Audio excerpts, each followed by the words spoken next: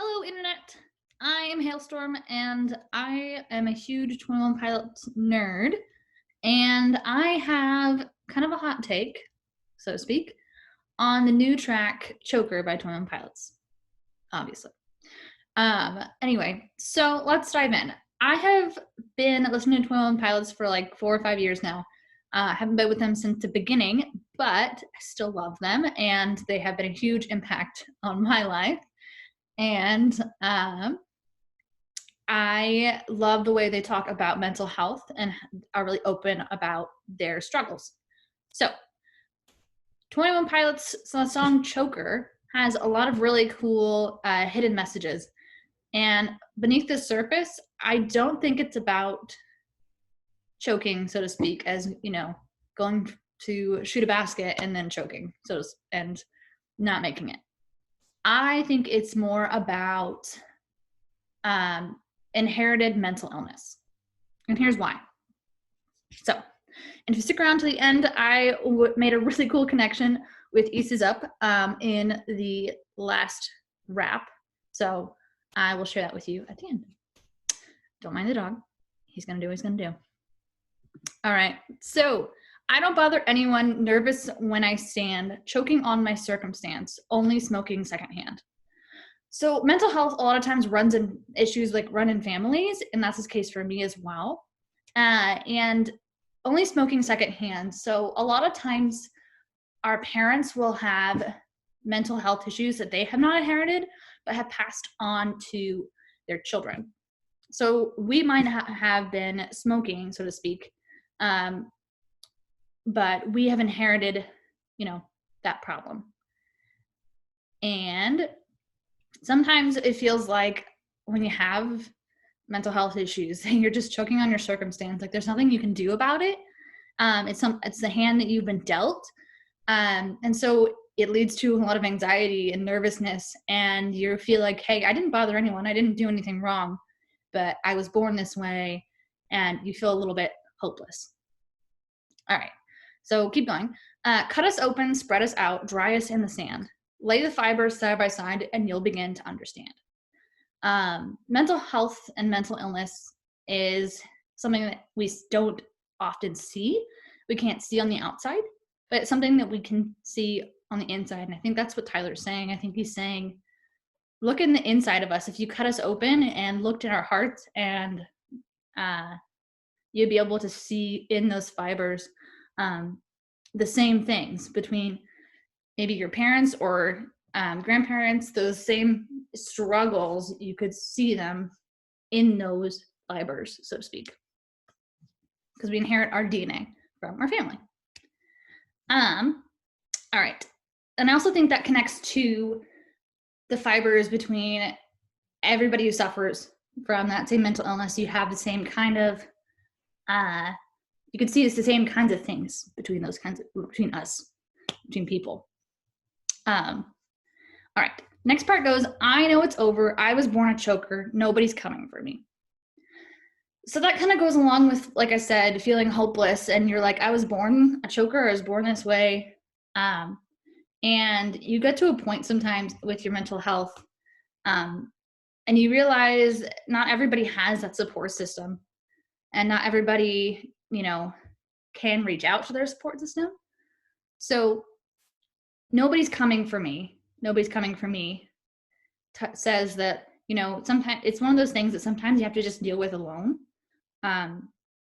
because not everybody's going to understand or know what to do, let alone know what to do sometimes. And so, keep going. I don't bother anyone, never make demands, choking on my circumstance. Self-sabotage is a sweet romance. So again, I don't bother anyone. I didn't ask for this. I never make demands of people. I try not to be a burden on them, maybe. And then choking on the circumstance, like something you didn't ask for, but this is your reality. And then self-sabotage is a sweet romance. So that also, I don't know how to even describe that, because it's just so beautifully written by Tyler, and it just makes sense, Sometimes you sabotage yourself because you're afraid to get close to people and you're afraid to hurt them. And so you push them away. And that can be for anybody, anytime, not just somebody who struggles with mental health and mental illness. But just, dang, Tyler, why you calling me out? Next, it says, seems like all I'm worth is what I'm able to withstand. Sooner I can realize that pain is just a middleman. So with our American culture, we're always about grit and pulling up your bootstraps and like what you can withstand and overcoming adversity, and like the underdog story is something that we retell over and over again. And it's a good story, but I think sometimes we put too much value on it, and we don't let people just feel what they feel and be depressed and be sad and be who they are in that moment. We just tell them to, get over it. And sometimes we, as people, put our worth in how strong we can be and how much we've overcome and find our identity in that. And that's not necessarily bad, but I think Tyler's saying maybe that's not good either. And I think the sooner I can realize that pain is just a middleman, that you don't have to be stuck in your pain. You don't have to be stuck in that moment. And it's just a moment. It's not the end, It's just part of the journey. I think that's what he's trying to say. It's just a middleman. It's just part of the story. And it can get you to the next thing and get you to a better place. But it's not where you get stuck. All right, keep going. I know it's over. I was born a choker. Nobody's coming for me. Again, I think it means that,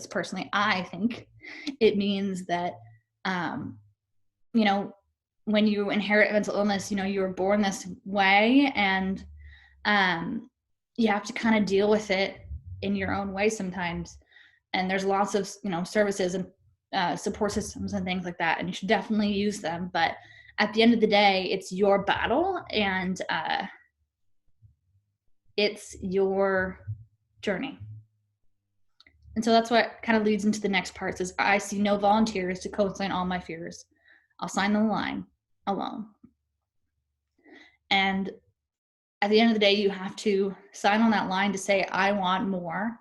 I don't want to be stuck here anymore. And it's your choice. At the end of the day, it's your choice. You can have the most supportive friends. You can have the best therapist or counselor or what have you. Have great meds. Meds are not a bad thing either. Stop arguing. And so, but at the end of the day, you have to decide to fight. And he goes on to say, you're going to change by circumstance. I know I need to move right now. So I need to move right now. I need to go. I need to change my life. Then he goes on to the chorus. I know it's over. I was born a choker. Nobody's coming for me. And he repeats that. And then he goes into this epic rap at the end that I have my opinion of what I think it means. And it's a little disconjointed, but it's what it means to me. And you can have just different opinion. That's the one thing that's great about music, is everybody can have a different interpretation of it. And they're not wrong. It's just your interpretation of music. So he says, like a splinter buried, he says buried, but I say buried, in your skin. Someone else can carve it out, but when you've got the pin. So like a splinter buried in your skin. So I think that is that mental illness. It's a part of you, and it's, it digs in deep. It digs in deep. And some people can come around and help you carve it out. And I think he's talking about his wife, because she's the carver. In one of his other songs, he references her as the carver. And they can help you carve it out. And then he goes, but when you got the pin. And in my head, immediately my brain went to grenades. Grenades have pins. And when you have a grenade pin, once you pull the pin, you have to check it really quickly or it will explode. And I think the grenade would represent your mental health and mental illness, not mental health, mental illness. But when you've got that pin, when you've got the control, it changes everything. And he says it hurts a little less. It hurts a little less when you have that control, when you have that splinter in your hand, when you're in control of that pin of that grenade. And you can even push it farther in. So you're in control of what happens to it. And I think it also goes back to self-sabotage. We self-sabotage ourselves. We can push it further in. Or we can push the grenade pin further in and protect ourselves from it exploding. Because you can put the grenade pins back in, even if you pull off. Most of them, I believe. Not an expert. But you can put it back in and it won't explode. So I think that's pretty amazing and shows control, or at least wanting of control, your circumstance. Anyway, then he goes on to say, when your body screams out, trust your mind is listening. Sometimes we have those hurts that come from the outside, or just that hurt. It wakes us up. It reminds us we're alive. I think Tyler always says, like, I'm trying to remind you to stay alive. And that pain, he says another one of his songs, to be alive is to feel that pain, and to be awake is to be awake is to be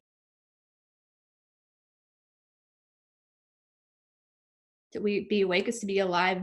I will try with every rhyme to come across like I am trying to let you know that you need to try to think. That's what he says. And to think and to feel that pain is to be alive. And I think that's what he's saying. And then the last part is really cool because it references East is Up. And I realized this the other day, and I was driving home in my car from work. My mind was like blown. So he says, like a silhouette that you can barely see, as a shadow cast upon the ground where you'll eventually lay forever. So when you're a kid, you learn about shadows for the first time, and you're kind of like, what? That's so cool. So at first, the silhouette is upon the ground, the sun is rising, or it's up in the air, maybe like noon. And so you can kind of barely see your shadow because if the sun was right above you, it would be really small. And he's saying, okay, eventually we'll all be dead. We'll lay forever upon the ground. But the day goes on, the sun moves behind you.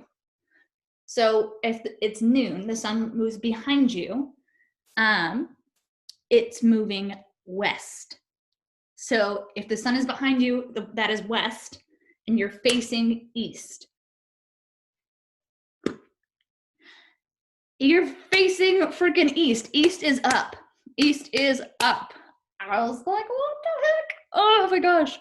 So if the sun moves behind you, you grow taller, bolder, stronger, and the rear view only blinds you. So as you're standing there and the sun is behind you, your shadow is literally growing, and it becomes taller, and you become bolder and stronger as you grow and mature, and take control of your life and your mental health. And the rear view only blinds you. Don't look. It means two things. It means literally, if the sun is behind you, the sun is setting behind you in the west, you turn around, the sun will blind you. Literally, it's really freaking bright. Duh. But it also means that, sometimes looking at the past can be blinding, either in a hurtful way or can stop you from moving forward because of different things like guilt or trauma.